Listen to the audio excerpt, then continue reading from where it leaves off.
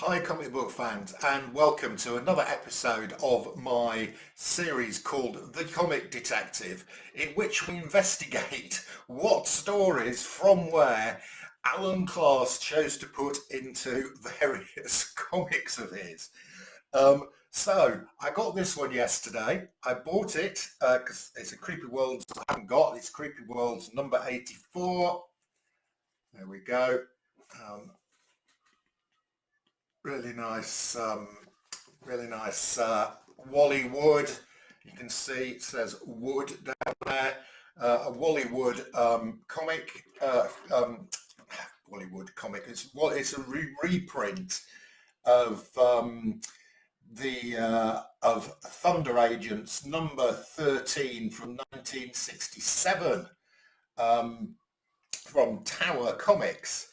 So this Creepy Worlds number 84, I think was probably in 1968. So fairly shortly after this was the original was produced, this comic was made.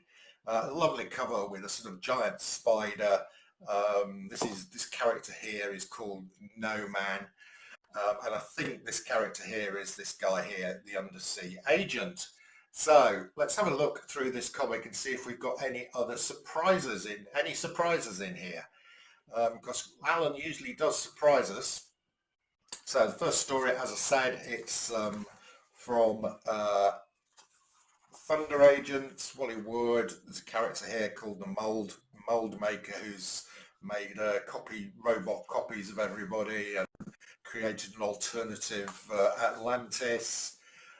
Then we have a story, The Patient in Room 30. Right, was it Room 3D? I'm not sure. Right, this is actually from Journey into Mystery issue 72 from 1961. So how on earth Alan is choosing the stories for this comics, I don't know. So the first one's from 67 from Tower Comics. This one's from Marvel. Tales into Mystery 72. Yeah. Then we've got Strange Journey. Now this is from Out of This World, issue 11 from 1959 from Charlton Comics. I don't know whether he's just sticking a random pin into different comics to choose what to put in it. But this seems like a really random selection. Okay. Then we've got we're back to the Thunder Agents again here. This is from the same issue. This is Wally Wood and Dan Atkins. Yes, just down here you can see it says Adkins and Wood. So really nice Wally Wood artwork. This is again from Thunder Agents 13, number 13. Nice artwork here, and quite a nice little story. There's No Man. And at the end, they pick up a bullet and they find that it has got Dynamo's name on the bullet. It really has your name on it. Right, then we get a story called Menace from Mars. I think this is Don Heck artwork. It's from Journey into Mystery 73 from 1961. So we're all over the place here, apart from the Thunder Agents 13. So we're back here, Black Helmet. We're back with the Thunder Agents again from the same issue. This is called the Black Helmet. So of course this is Wally Wood and Dan Atkins again. There's a helmet which gives people increased intellectual ability, and some hobo picks it up and becomes an evil mastermind.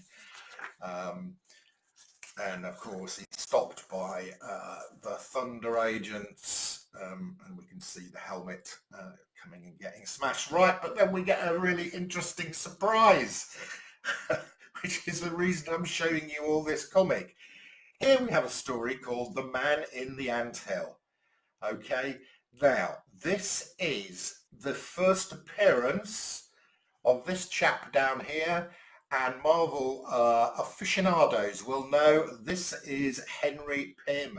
This is the first appearance of the character that goes on to become Ant-Man.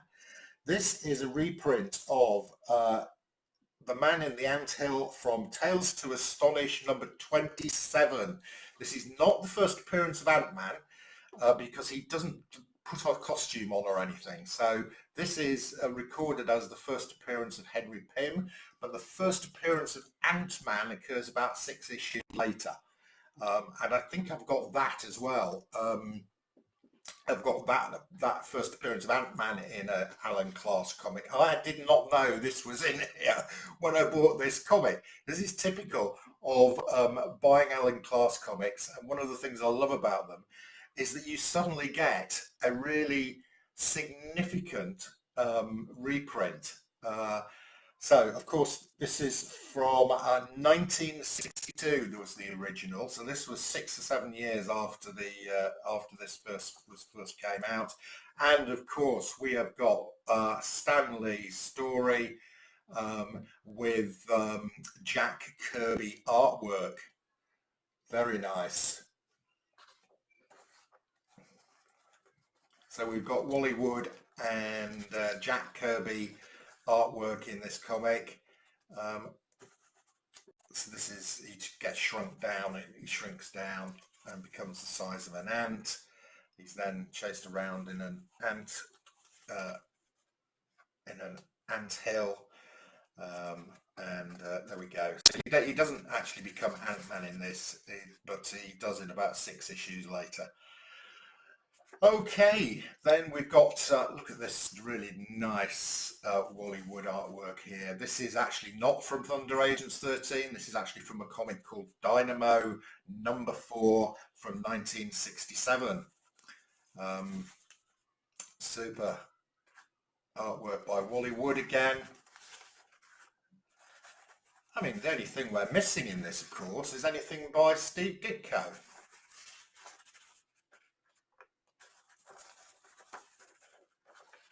Oh, I knew this was coming. What have we got here? The Man Who Lost the World. And what does it say down here? It says Stan Lee and Steve Ditko. So there we go. We have got Wally Wood, Jack Kirby, Steve Ditko artwork all in one comic. This comes from Journey into Mystery 75 from 1961. Wow. Anyone else got a comic which has got artwork by Wally Wood, Don Heck, Jack Kirby and Steve Ditko all in the same comic? Be interested to know. If you have, it's probably an Alan Class comic. Okay, there we go. I hope you've enjoyed that. First appearance of Henry Pym. No clue about that on cover as usual. Cheers. Enough said.